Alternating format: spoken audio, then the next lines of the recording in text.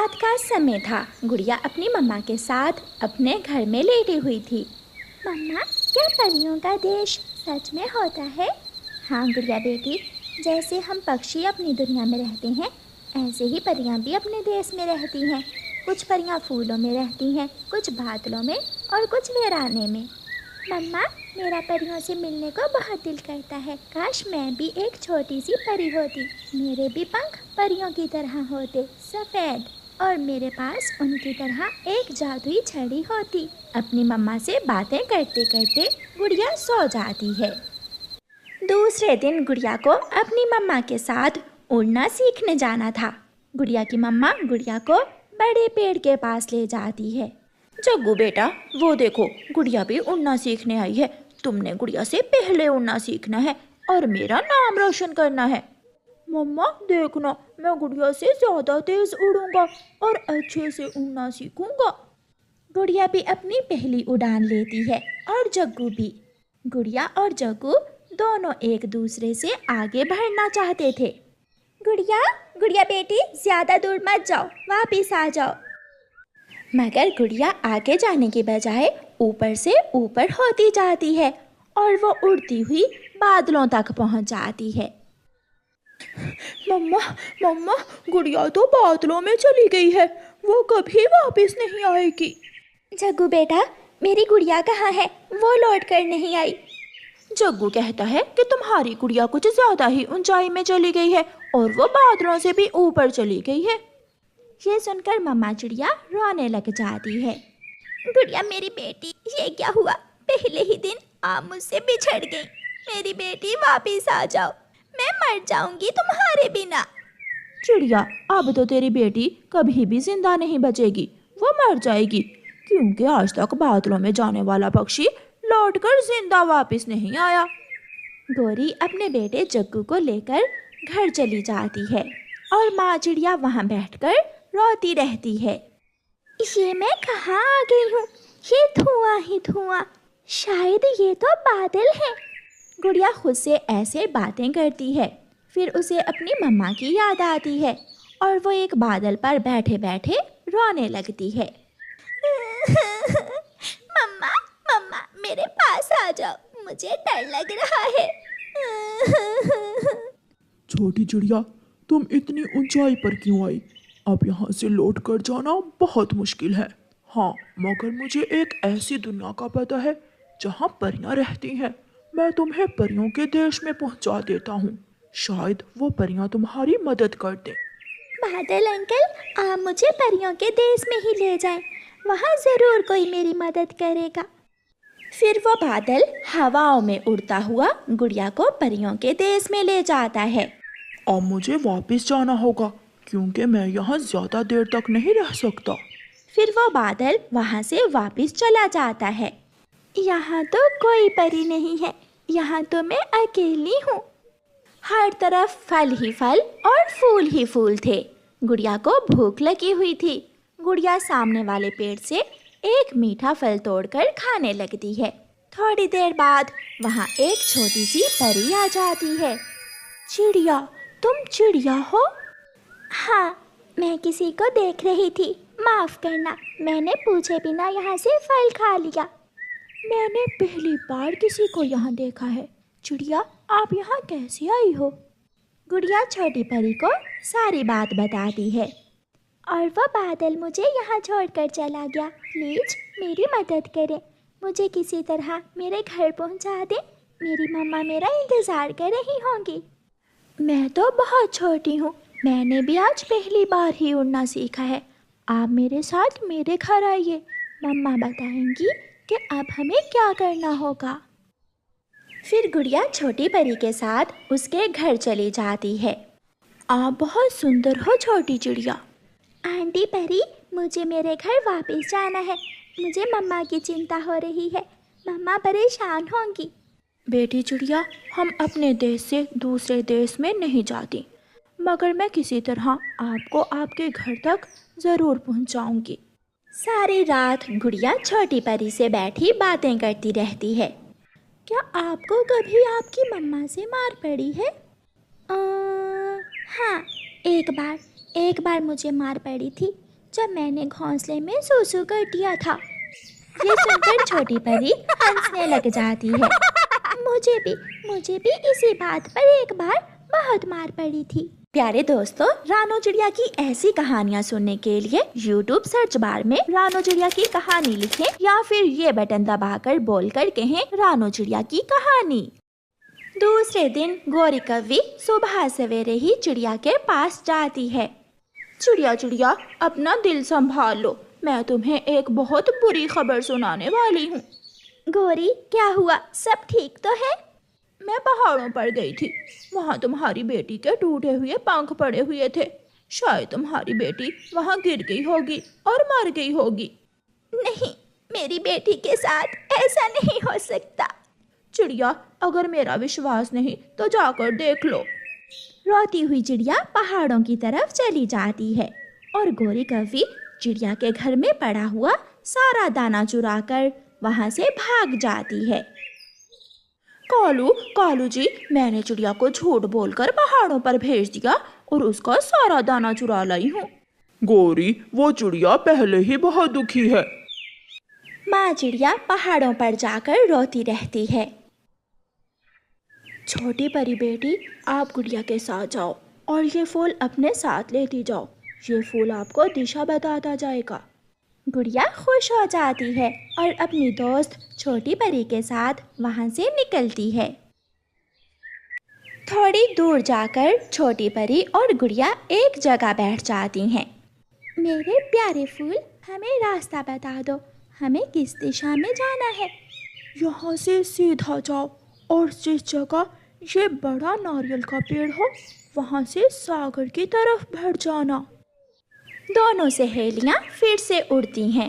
उड़ते उड़ते वो दोनों नारियल के बड़े पेड़ के पास पहुँच जाती हैं। छोटी परी, मेरा नारियल खाने को दिल कर रहा है, क्या मैं नारियल खा सकती हूँ? हाँ, मैं भी नारियल खाऊंगी। दोनों गुड़िया और छोटी परी नारियल के पेड़ से नारियल तोड़कर खा रही थीं कि गुड़िया को किसी की आवाज़ सुनाई देती है। बचाओ बचाओ, मेरी मदद करो। छोटी परी, कोई हमें बुला रहा है, हमें जाना होगा। जब छोटी परी और गुड़िया नदी पर जाती हैं तो छोटी सी तितली नदी में गिरी हुई थी। गुड़िया, मैं नदी में नहीं जा सकती, अगर मेरे पंख भीगे तो मैं मर जाऊंगी। ठीक है दोस्त, ये काम मैं करती हूँ। फिर गुड़िया छोटी तितली के पास जाती है और उसे अपनी चोंच से उठाकर नदी से बाहर लाकर छोड़ देती है। आप बहुत सुंदर हो और बहुत अच्छी। आपके पंख तो मेरी दोस्त छोटी परी जैसे हैं। हाँ, क्योंकि इन तितलियों के पंख मेरी मम्मा ही रंगती हैं। फिर तितली को सुरक्षित जगह पहुंचाने के बाद गुड़िया और छोटी तितली गुलाब के फूल से दिशा का पूछती हैं। सागर के सामने जो जंगल आएगा वो गुड़िया का जंगल ही है। शाम से पहले ही छोटी परी गुड़िया को लेकर उसके घर तक पहुंच जाती है। मम्मा चिड़िया अपने घर के बाहर बैठी हुई थी। गुड़िया पीछे से जाकर अपनी मम्मा को आवाज़ देती है। मम्मा, मैं आ गई। मम्मा चिड़िया की तो खुशी से चीख ही निकल जाती है।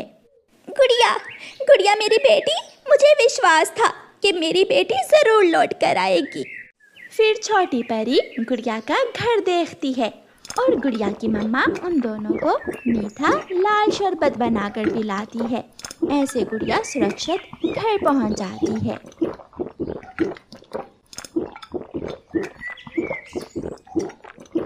गुड़िया की मम्मा, कल तैयार हो जाना, कल हम गुड़िया को मेला दिखाने लेकर जा रहे हैं। ये सुनकर गुड़िया अपने पापा के कंधों पर चढ़ जाती है। पापा, मेरे पापा बहुत अच्छे हैं और मुझे चूड़ियाँ भी लेकर देंगे ना वहाँ से? हाँ हाँ, ले लेना चूड़ियाँ भी। गौरी, तुम भी चलो, कालू भाई से कहो कि तैयार हो जाए, सब इकट्ठे जाएंगे तो बहुत मज़ा आएगा। तुम मेला देखने की बात कर रही हो, घर में एक आना भी नहीं है जिससे मैं एक टाइम का खाना ले सकूं। आप कालू भाई से कहे ना कि कोई काम धंधा कर ले, वो सारा दिन घोंसले में सोए रहते हैं। चिड़िया, तुम्हारे पति की तरह मेरे पति को काम करने की आदत नहीं है। चोरी चिकारी करके ले आता है और मैं हांडी बना लेती हूँ। कालू, वो चिड़िया अपने पति के साथ मेला देखने जा रही है। तो तुम भी चली जाओ साथ, देखाओ मेला। पैसे तेरा बाप देगा, बिना पैसों के कौन मेला देखने देता है। क्या तुम मुझे ले जाओगे? ना भी ना, मेरे पास इतने पैसे नहीं कि मैं मेले देखता फिरूं। मेरी तो किस्मत ही खराब थी जो तुमसे शादी हुई। एक वो छोटी चिड़िया है कि हर समय मौज करती है, खुश रहती है। तुम हर समय उस चिड़िया की खुशियों से ही जलती रहा करो। दूसरे दिन चिड़ियाओं का परिवार मेला देखने चला जाता है। गुड़िया बड़े झूले पर बैठकर बहुत खुश होती है। वो सब ट्रेन पर बैठते हैं, वहाँ से पानी पूरी खाते हैं और गुड़िया मिठाई खाकर बहुत खुश होती है। गौरी बहन, ये लो मिठाई, हम मेले से लाए हैं। ले जाओ अपनी मिठाई, मुझे नहीं चाहिए। हर समय मेरा दिल जलाती रहती हो। गौरी, दूसरों को देख देख कर जलने से अच्छा है आप खुद मेहनत करो। चिड़िया मिठाई लेकर चली जाती है। चिड़िया की बच्ची, खुश तो मैं तुझे भी नहीं रहने दूंगी। मेरे कालू की तरह तेरा पति भी होगा आलसी और खराब। कालू, मेरे साथ चलो, मुझे आज अपनी सहेली पिंकी से मिलने जाना है। पिंकी से? रुको, मैं थोड़ा तैयार हो लूं। फिर कालू कौवा तैयार हो जाता है और दोनों पति पत्नी अपने घर से निकलते हैं। पिंकी सहेली, वो चिड़िया जिसकी तुमने बात की थी, उसका घोंसला कहाँ है? उसका घोंसला वो सामने वाले पेड़ पर है। मैं बुला कर लाऊं उसे? नहीं, रहने दो, मैं खुद जाती हूँ। कालू, तुम यहाँ ही रुको। लाडो, जैसे भी हो तुम उस चिड़िया के पति को पटा लो और उस चिड़िया की खुशियाँ मिट्टी में मिला दो। अगर मैं अपना काम अच्छे से करूं तो तुम मुझे क्या दोगी? मैं तुम्हें लकड़ियों का पक्का घर बना कर दूंगी अगर तुम मेरा काम कर दो तो फिर समझो वो चिड़ा तो गया काम से। मैं कल ही जाऊंगी और उसे दूर कर दूंगी उसकी पत्नी और बच्चों से। पिंकी जी, आप इन तिनकों के घोंसले में क्यों रहती हो? मेरे पास पक्का घर नहीं है ना, इसलिए। जब से मेरा पति मरा है बहुत मुश्किल से दिन गुजर रहे हैं। तुम चिंता ना करो, मैं बना दूंगा तुझे पक्का घर, मैं बना कर दूंगा। क्या सच कालू? क्या तुम मुझे पक्का घर बना कर दोगे? हाँ, मैं कल ही आऊंगा। वो आ गई गौरी, गौरी के सामने बात ना करना। गौरी भी पहुंच जाती है। गौरी सहेली, हो गई बात लाडो से? हाँ, की तो है। अब देखो लाडो कैसे उस चिड़िया को रुलाती है। दूसरे दिन सुबह सवेरे ही कालू कौवा अपने घर से निकलता है और पिंकी कौवे की तरफ जाता है। और लाडो चिड़िया रानो चिड़िया के पति को पटाने के चक्कर में घर से निकलती है। मैं शाम को अपनी बेटी के लिए समोसा और मिठाई लेकर आऊंगा। और मेरे लिए क्या लाओगे आप? आपके लिए गरम गरम जलेबी। पापा चिड़िया अपने घर से निकलता है। नदी पर लाडो चिड़िया पापा चिड़िया को आवाज देती है। आपने मुझे आवाज दी क्या? हाँ, मैंने आपसे कोई बात करनी है। बताइए बताइए, क्या बात करनी है आपको मुझसे? मेरे 2 आमों के पेड़ हैं और अपना बड़ा सा पक्का घर भी। मैं शादी करना चाहती हूँ, क्या तुम मुझसे शादी करोगे? शादी? नहीं नहीं, मेरी शादी हुई है। मेरी तो एक सुंदर सी बेटी भी है। तो फिर क्या हुआ? मैं दूसरी शादी की बात ही तो कर रही हूँ। आप जाइए यहाँ से, बल्कि मैं ही चला जाता हूँ। पापा चिड़िया और बात बढ़ाए बिना वहाँ से चला जाता है। उधर कालू कौवा पिंकी कौवी से प्यार भरी बातें कर रहा था। क्या तुम्हारे पास लकड़ियाँ हैं घर बनाने के लिए? लकड़ियाँ तो जंगल से लाना होंगी। तो फिर चलें, तुम मेरे साथ होगी तो काम आसान हो जाएगा।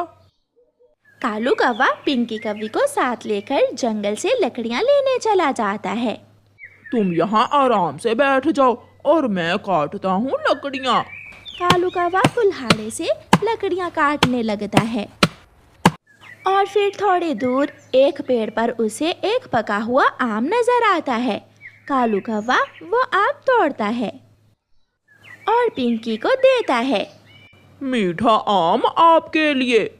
इतना मेहनती, इतना अच्छा कौवा मेरी सहेली को मिला है, वो तो बहुत भाग्यशाली है। कहाँ, वो तो मुझसे प्यार ही नहीं करती, हर समय मुझसे लड़ाई करती रहती है।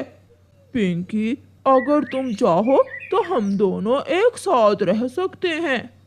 क्या मतलब, वो कैसे? तुम मुझसे शादी कर लो, मैं ऐसे ही सारी उम्र तुम्हारे काम करूँगा, मिठाइयाँ ला ला कर खिलाऊंगा और तुम्हारी सेवा करूँगा। मगर गौरी मेरी सहेली है, वो क्या सोचेगी? सोचना क्या, दोनों सहेलियाँ एक साथ रहना। फिर कालू कौवा लकड़ियाँ उठाता है और जाकर पिंकी के लिए घर बनाने लगता है। लाडो, कहाँ तक पहुँचा मेरा काम? लाडो, मैं बहुत जलती हूँ उस चिड़िया से। जब तक उसका घर बर्बाद नहीं होता मेरे दिल को सुकून नहीं होगा। गौरी, सच बताऊं, चिड़िया के उस परिवार में बहुत प्यार है, सच्चा प्यार। मैंने रानू चिड़िया के पति को अपने जाल में फंसाने की पूरी कोशिश की थी, मगर वो मेरी कोई बात सुने बिना ही चला गया। इसका मतलब वो चिड़िया ऐसे ही हंसती बसती रहेगी और मैं उसे देख देख कर जलती रहूंगी। लग तो ऐसे ही रहा है।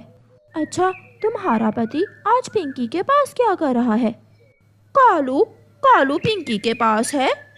हाँ, मेरी पड़ोसन तुम्हारी सहेली पिंकी के पास। वो मुझे तो बता कर नहीं गया, शाम को पूछूंगी उसे। पिंकी, छोड़ो इस घर को, अगर मुझसे शादी करनी ही है तो आज ही कर लो, मैं समझा लूंगा गौरी को। अगर गौरी ने मुझसे लड़ाई की तो मैं एक दिन भी तुम्हारे घर में नहीं रहूंगी। ऐसा कभी नहीं होगा। फिर कालू कौवा पिंकी से शादी कर लेता है और ब्याह कर उसे अपने साथ ले जाता है। कालू, ये क्या है? पिंकी, तुम इन शादी वाले कपड़ों में? तुम अपने पति जी से ही पूछ लो। ये मेरी दूसरी पत्नी है, मैंने पिंकी से शादी कर ली है। ये सुनकर गौरी के तो होश ही उड़ जाते हैं। कालू, तुमने दूसरी शादी कर ली और मुझे बताया ही नहीं। और बेगैरत कौवी, तू तो मेरी सहेली थी। बस बस गौरी, बस बहुत हो गया। अगर मेरी दूसरी पत्नी जी के बारे में एक शब्द भी जुबान से निकाला तो जुबान खींच लूंगा मैं तुम्हारी। पति जी, इतना भी ना डांटे मेरी सौतन को, सहेली है मेरी आखिर। गौरी अपना सर पकड़कर बैठ जाती है। ना मैं चिड़िया के पति की दूसरी शादी करवाने के लिए तुम्हारे पास जाती और ना आज मेरे पति की दूसरी शादी होती। सच सच कहा तुमने गौरी, ये आइडिया मुझे तुम्हें देकर ही आया था। कैसा लगा मेरा ये सरप्राइज? बहुत अच्छा लगा, जो बोया वो काटना तो होगा। फिर गौरी कौवी रोने लग जाती है और दुखी हो जाती है और अपने किए पर पछताती है।